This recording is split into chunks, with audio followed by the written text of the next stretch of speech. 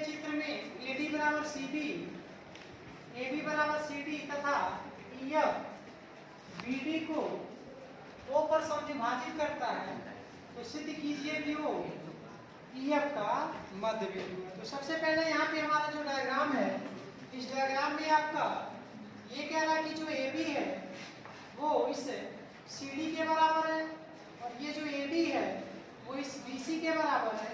और प्रश्न में ये भी कह रहा है कि जो ईएफ है इस बीडी को बिंदु O पे समद्विभाजित करता है। तब ये सिद्ध कर देना है कि जो बिंदु O है इस ईएफ का मध्य बिंदु है।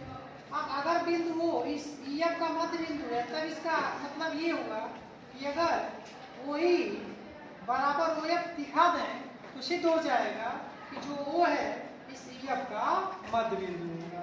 ऐसा करने के लिए सबसे पहले सवाल में आपको ये कह रहा है कि जो ईएफ है वो बीडी को समद्विभाजित करता है।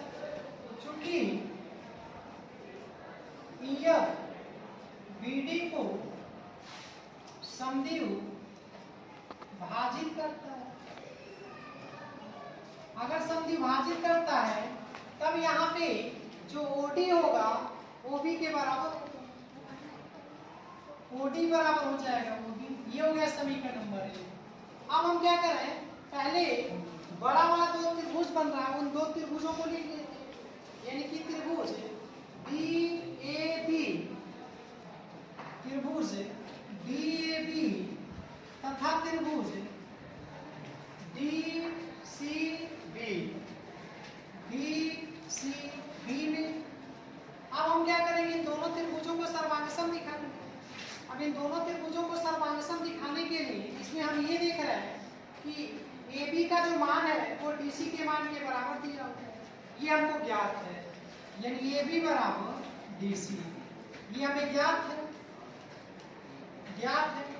इसके बाद से इसमें पुनः कह रहा है कि जो हमारा AD है या DA वो BC के बराबर है, ये भी हमें ज्ञात है। तो AD बराबर है हमारा BC, ये भी हमको ज्ञात है। और उसके बाद से अगर हम बात करें तो ये जो BD है वो दोनों त्रिभुजों को घनिष्ठ है, तो BD बराबर हो जाएगा BD, ये हमारा घनिष्ठ हो जाएगा। अगर हम इन दोनों त्रिभुजों में तीनों भुजाओं को आपस में बराबर कर दिया संगत, तो साइड एंगल साइड से यानी कि त्रिभुज DAB सर्वांगसम होगा त्रिभुज DCB की। और जब ये दोनों त्रिभुज सर्वांगसम हो गए तब इसमें जो इन दोनों त्रिभुजों के संगत कोण होंगे आपस में बराबर होंगे। अब दोनों त्रिभुजों के जो संगत कोण होंगे आपस में जब बराबर होंगे तो इसमें से कोण आपका होगा ABO, यानी ये कोण इस त्रिभुज का और इस त्रिभुज का ले लेते हैं CDB, ABO कहिए या फिर ABD। तो अगर हम त्रिभुज की बात करें ABD तो कोण ABD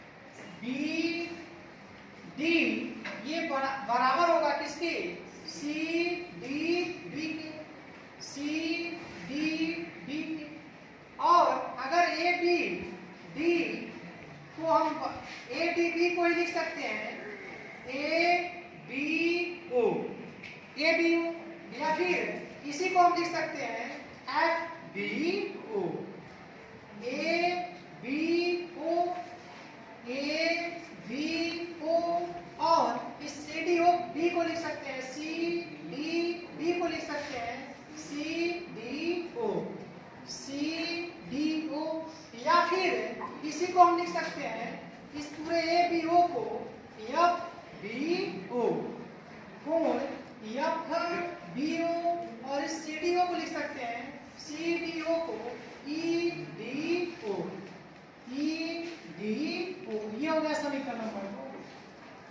अब अगर हम इन दो त्रिभुजों की बात करें छोटे वाले की, तो ये हमारा त्रिभुज OFB, तो त्रिभुज OFB तथा त्रिभुज ODE अब इन दोनों त्रिभुजों की बात करें, क्या देख रहे हैं कि जो OD है OB के बराबर, ये हमको पहले ही से क्या था समीकरण, OD का जो मान है OB के मान के बराबर है, या OB बराबर हो जाएगा OD, तो OB बराबर हो जाएगा OD, ये समीकरण 1 से, समीकरण 1 से। और इसमें ये देखें कि अभी जो कोण है B है, यानी कि FBO यानी ये वाला कोण, ये बराबर है किसके, EDO के, यानी इस कोण के बराबर है, EDO के बराबर है, EDO के समीकरण 2 में। तो यहाँ से कोण FBO बराबर है कोण EDO के,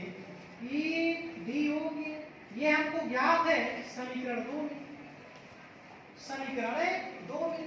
अब यहाँ से पुनः अगर हम बात करें इस छोटे वाले त्रिभुज में, तो OD OB के बराबर और कोण ये अभी हमने क्या दिखाया, त्रिभुज